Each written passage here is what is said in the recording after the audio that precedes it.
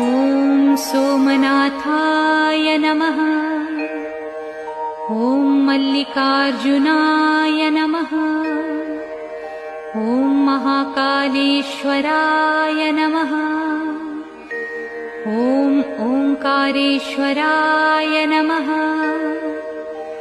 ॐ वैद्यनाथाय नमः। ॐ भीमशंकराय नमः।